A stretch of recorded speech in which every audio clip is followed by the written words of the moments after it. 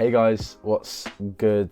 Back after a short break while I had exam, but we are back for good. Got lots of videos lined up, and we're going to start off with a remake of a video we did last lockdown where I looked at my dream Reading and Leeds festival lineup.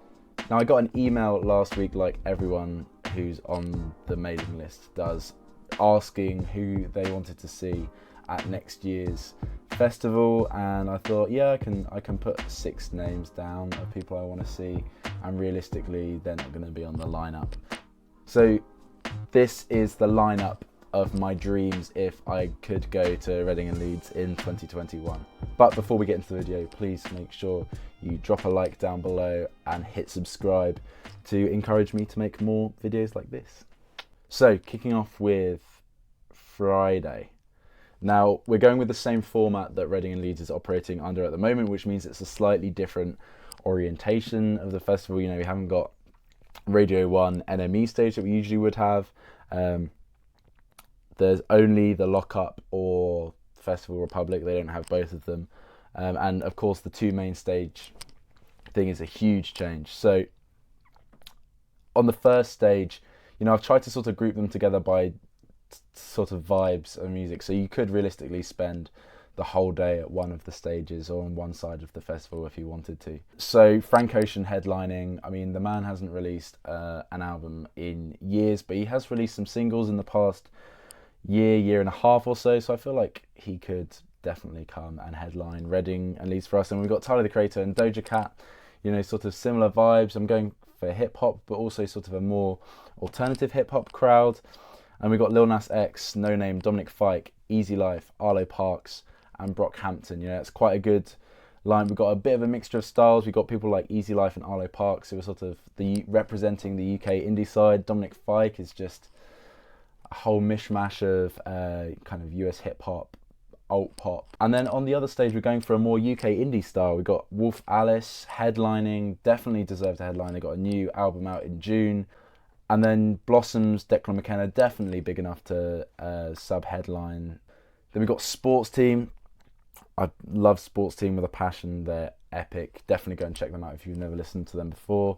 And then some creme de la creme of indie with The Big Moon, Alfie Templeman, Blocks, Dreamwife, and Pit Blom. All would probably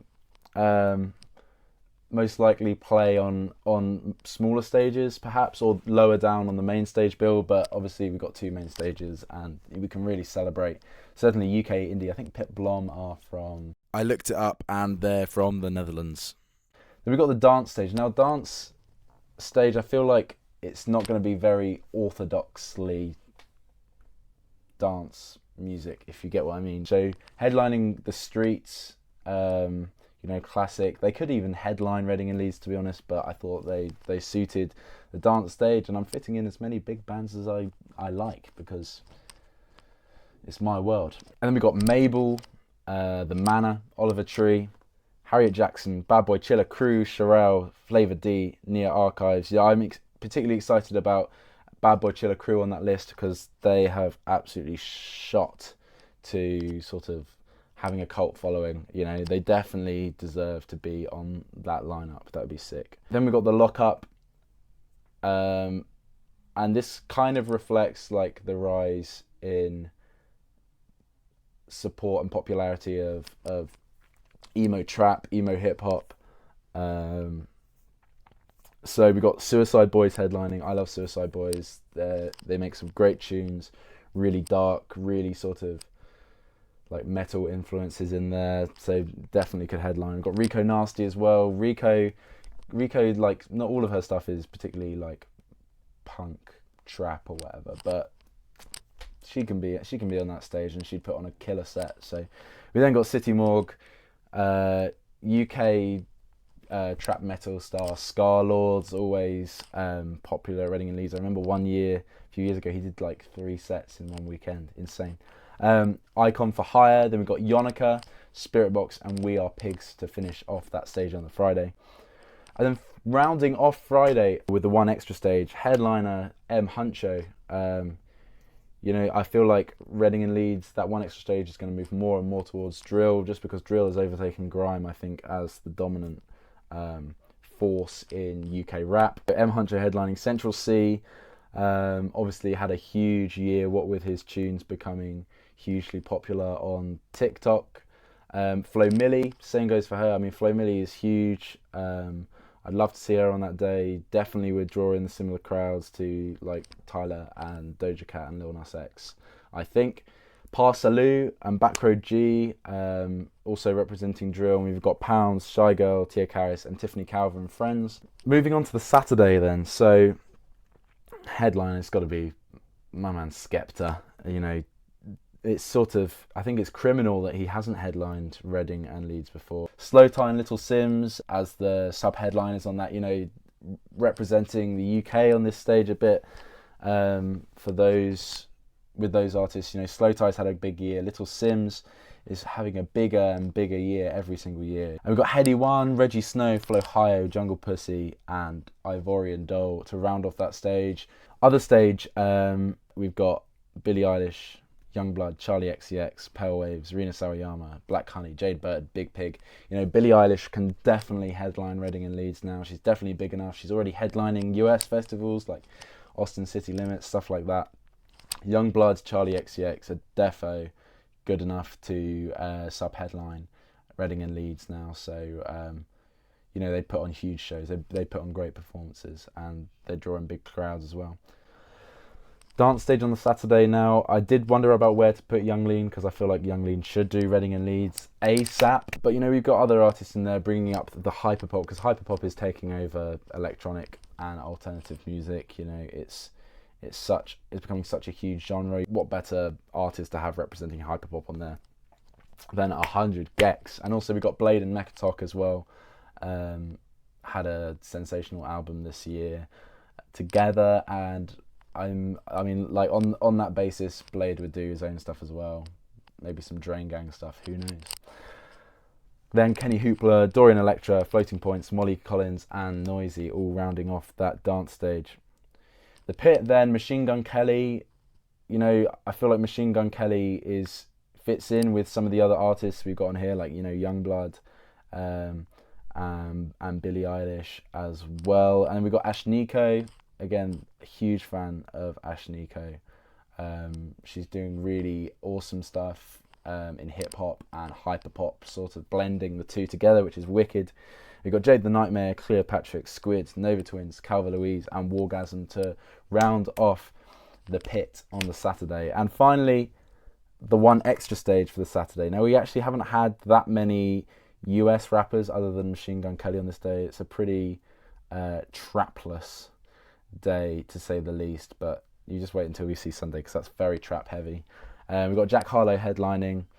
It makes sense. He's headlining the one extra stage already this year, I think. So he's definitely big enough. You know, What's Poppin', all of those other songs that have sort of shot him to popularity on platforms like TikTok. And then Getz has had a huge year. Getz has got to be on that lineup. You know, he's been in grime for a long time, and he's still making some great tunes. So worthy of that spot. We then got the Kid Laroi, Princess Nokia, La Familia, Chica, Love LaRue, Finn Foxhall, and Katie all finish off that lineup for the Saturday. I feel like we're going quite strong so far, but now it's time to reveal the Sunday lineup. Headlining the main stage East on Sunday, we have Megan Thee Stallion. She again has had a huge year. You can't knock her down for just being an absolutely huge artist right now. YSL on Sunday. Now, I hear you asking, what the hell is YSL? Now, I don't think they've ever had plans to perform together, but I think as a concept it would work. It's Young Stone in Her Life Records, which is Young Thug's record label. You know, as part of that, there's people like Gunna. You can bring in people like Lil Baby as part of that. You know, anyone that sort of is associated under that label. I know that they were going to do a quality control set at Wireless a few years back that was going to have like Migos, Lil Yachty, City Girls. So that sort of works for a YSL set if you will, you know. You just need one DJ on the decks and then all the rappers can come out and perform their songs. AJ Tracey as well on that stage makes a lot of sense. And then it's very much trap and US hip hop based there. City Girls, Don Toliver, Mulatto, Lil Keed and Baby Keem rounding off the main stage. You know, for people that want to see trap and US hip hop at Reading, this would be the day for you to go, to be honest. The other main stage, Tame Impala headlining, because they are huge. They have a massive following, especially in the UK, considering they're Australian as well. And as the sub-headliners there, we've got Haim and Georgia Smith. I think those three, so the headliners and sub-headliners, really complement each other really well. Haim, for sure, deserved to sub-headline, and Georgia Smith, well, who doesn't love Georgia Smith?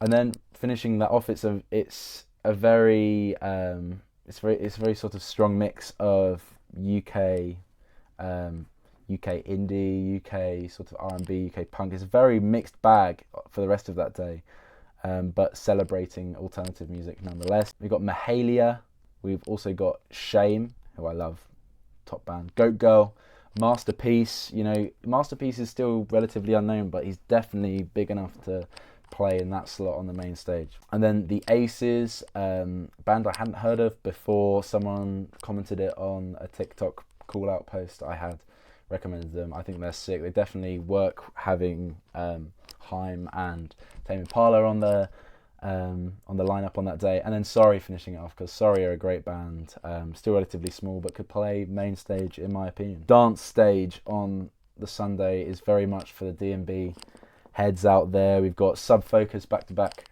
with Wilkinson. We've got SAS, we've got Crewcast, you know, Darksea, TS7, all of that lot. Hannah Wants, Chris Lorenzo, Moxie, and something to play on that day on the dance stage. You know, I think that quite works. That's, if you like your dance music, Reading and Leeds isn't a dance festival, but obviously everyone loves a bit of dance. There isn't a band on, you're going to go and have a boogie in the dance tent. It's just going to happen. And then we get a switch up. No longer the pit, so we're moving away from sort of metal and punk vibes and more to indie.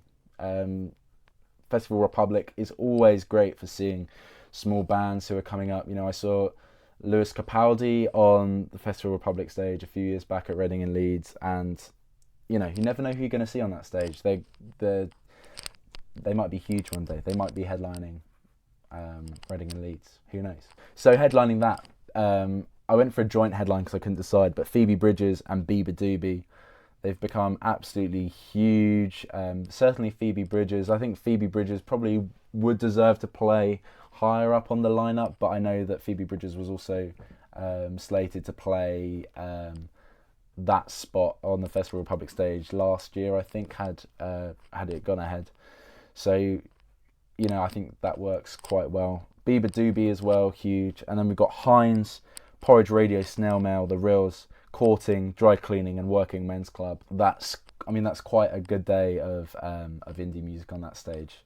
I'd certainly go and catch those bands if I was at the festival. And then the one extra stage on the Sunday, Young T and Bugsy, Playboy Carti, NSG, Millions, House of Pharaohs, Shabo, Any, French the Kid and Lord Apex. We've got a day on the Radio 1 extra stage of a lot of UK rap. You know, Young T and Bugsy have had a huge last couple of months. Got Playboy Carti representing the US on that stage. I did wonder about if he should go on the Lockup or the Pit because of his sort of, certainly the punk influences in his music, but you know, I think it works best for the one extra stage. So that's the full lineup. So that is the full lineup for my Reading and Leeds festival. Obviously, I want to go and see all these bands. I definitely wouldn't be able to, it's just not physically possible, but I'm hoping that as part of this, there'd be a little bit of something for everyone. So Reading and Leeds, this is who I want to play at your festival. Let me know what festival you want me to remake next, and I'll do it. Thanks for watching. Hit that like button and subscribe down below, and check out some more of the videos.